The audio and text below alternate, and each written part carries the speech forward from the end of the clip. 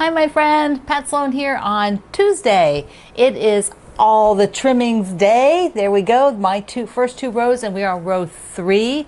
So da da da da da. It is ribbons. Aren't they bows? Bows and ribbons for your packages of all the trimmings. Perfect, right? Aren't they cute? Look at them. Look at the stripe on the bottom. Ah, that looks so cute. Okay, I am using the Christmas morning fabric, the same as the Fat Quarter Shop is using, but I'm using a lighter background from the same fabric line, the little tiny dots. See them? So now you can make up your own sashing size if you want, but the Fat Quarter Shop will give a layout with the sashing size at the end. So if you haven't put them together yet, that's okay. To just get the rows together. That'll be good. Put your rows together. Then that way when the sashing comes, you'll have it. For the layout. The other thing is our cross stitch university. Had to find that right word. University. The cross stitch university. The lesson from Monday.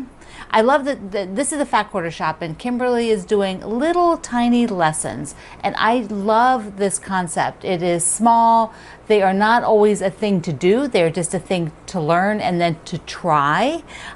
So today she went and explained what the term railroading is for cross stitch, which I have heard the term and I had no idea. This is when people who say, like, I'm self-taught, it's like, yes, I think we all are self-taught to the most part, but when you're truly have never taken any kind of workshop on or read up on anything about your craft, there will be terminology, there will be techniques that you've never heard of because you are just sort of doing the very basics. So I really love that with the Cross Stitch University, she is taking these tiny little things like a phrase and explaining what it is and really showing why people will want to use it or not use it and how she uses it.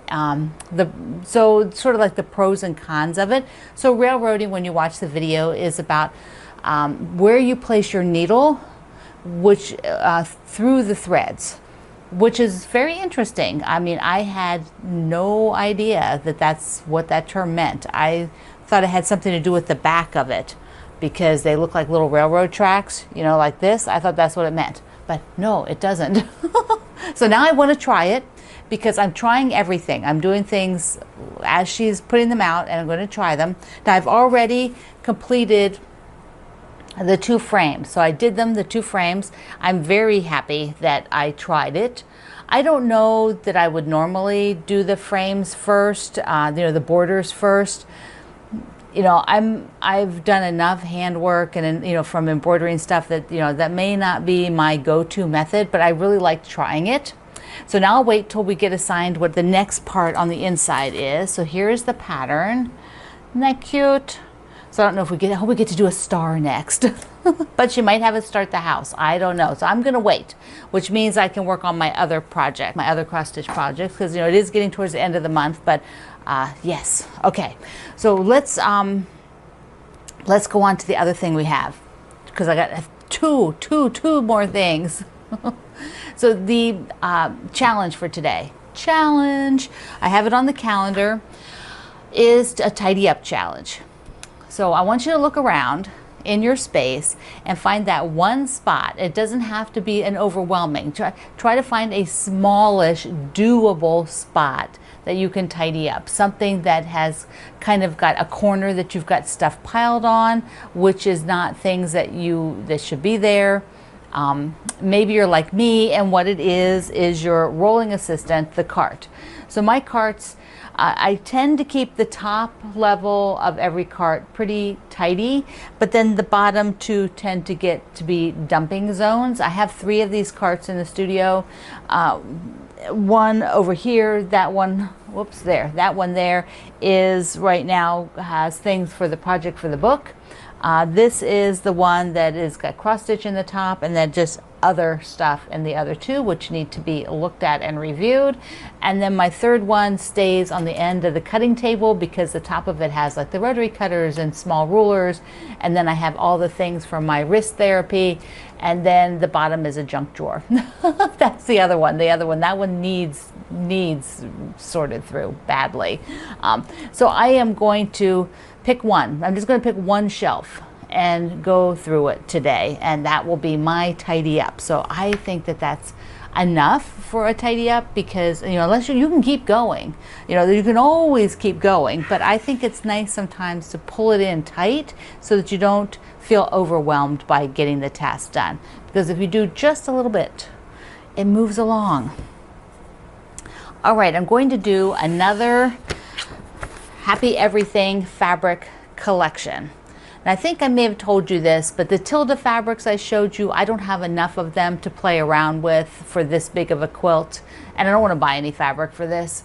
And then also the one that had the green and the purples, I also don't really have enough of it. It was only like a fat eighth or a Jolly Bar or whatever I have. I may have both, a fat eighth and a Jolly Bar, but some of it's used. So anyways, those two I'm not going to be addressing, but we're going to talk about French General fabric today. Remember, this is the sew-along that will be creating the sampler from blocks from my book. All right, French General fabric.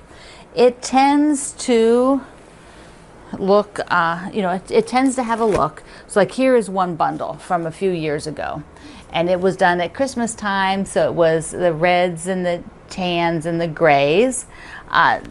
Sometimes the line has blues.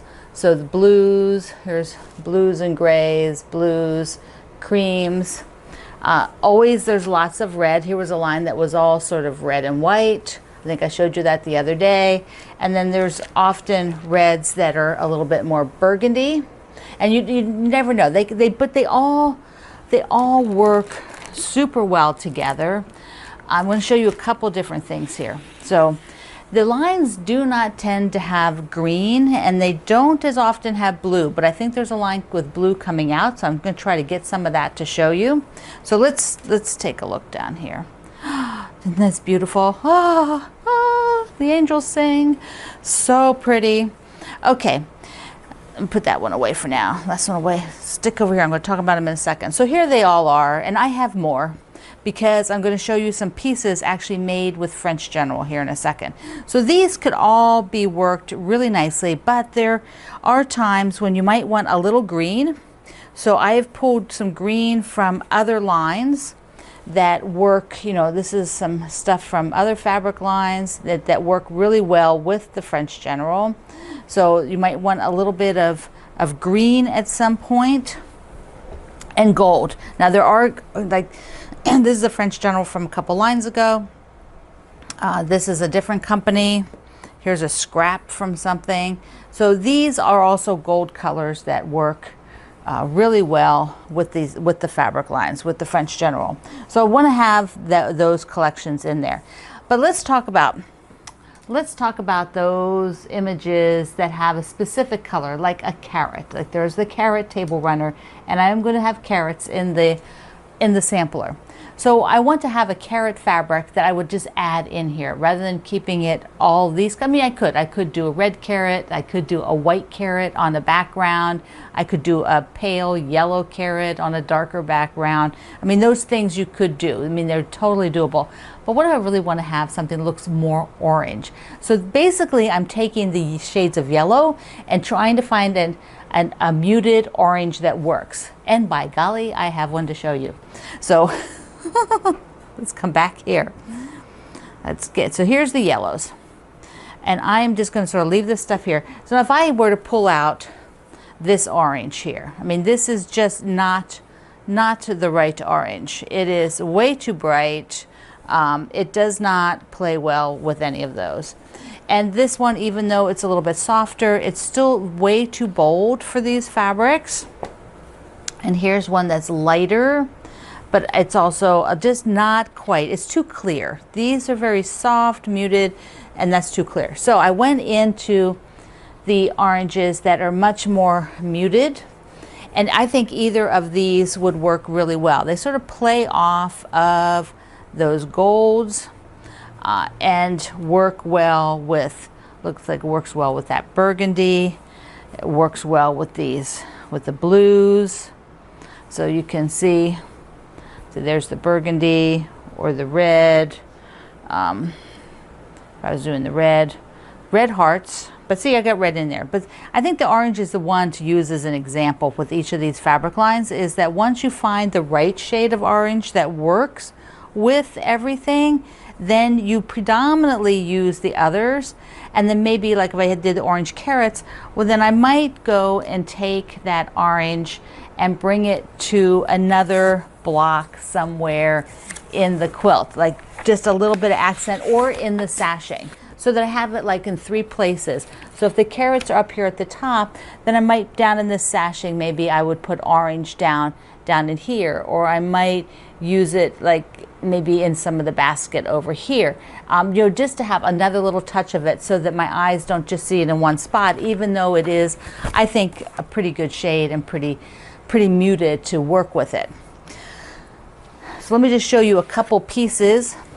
Oh, also, for French General, you can get basics, which are really good. So these basics, and you can get this bundle, help you sort of extend out these colors, because they have a lot of prints, and which doesn't give your eye a place to rest. And so these would be great to have to add into that, so you get sort of more restful fabric. Okay, here's a couple pieces that I've played with or sewn with. One is my gingerbread, Grand's gingerbread, done as a little table mat. I have yet to quilt that guy. Done in the grays and the burgundy with little pops of blue. And then I have one of two, I guess, French General Splendid Samplers. This one is a small Splendid Sampler. The other bigger one I'll bring out another time. So just for today, I'm showing you the smaller one. This is done. We get it right side up. So this is done with just several of the blocks. Those, I've got 12 blocks. Yeah, so there they are. And then I used, you know, a red for the border to pull it together, but I've got the reds. And here my pumpkin I did as brown. So see the pumpkin? You know, and the acorn is brown. And on a smaller piece like this, I did not try to make an orange pumpkin. If I had, I think this shade of orange would have been nice, but I would have then wanted to, here, look down here.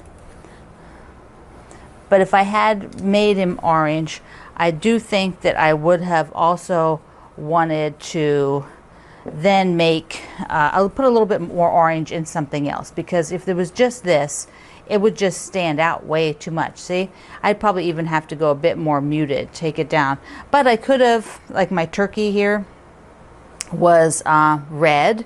Yeah, so if I had done this orange, I may have put some orange stripes up in here, may have put some orange down in here, maybe even have done the cornerstones or something like that, just to pull more, so it'd be more focus on it. But I didn't. For this one, I didn't. So you can see how it would look if you had no orange in there. For a carrot, you use something else. It turns out really beautiful, and you actually don't even, like, it doesn't stick out to you. So I hope you like that. I hope you like seeing all of that. Let me know in the comments if you've decided on what fabric you're using for your happy everything. And also, how are you doing on your all the trimmings? Tell me, I want to hear. All right, my friend. I love you. See you online. Mwah.